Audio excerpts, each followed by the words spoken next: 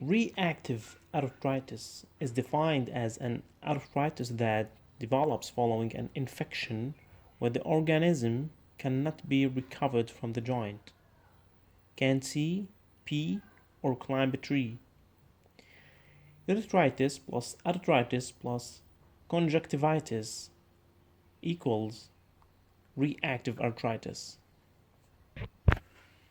The presence of bacterial infection on joint aspiration would count against it.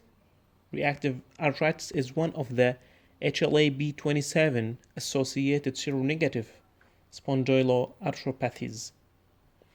It encompasses Reiter's syndrome, a term which described a classic triad of urethritis, conjunctivitis, and arthritis following a dysenteric illness during the Second World War.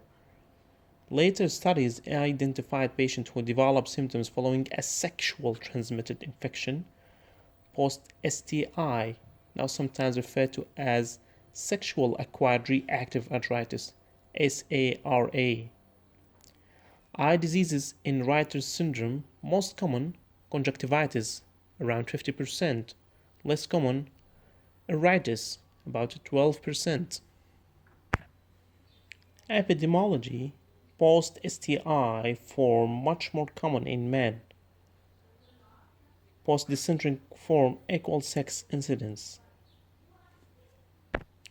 The organisms that are most commonly associated with reactive arthritis in post-dysenteric form, Shigella, Salmonella, Yersinia, and Camelobacter. In post-STI form, Chlamydia.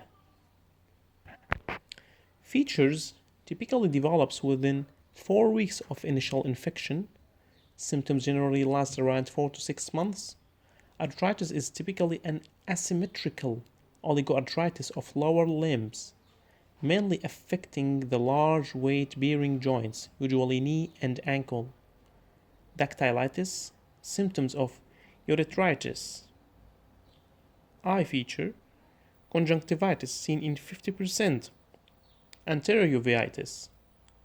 Skin features, circinate balanitis, it is painless vesicles on the coronal margin of the prepuce. Keratoderma blenargica, it is a waxy yellow or brown papules on palms and soles. Management, usually self-limiting, symptomatic, analgesia, NSAIDs, intra-articular steroids. Sulfasalazine and methotrexate are sometimes used for persistent disease.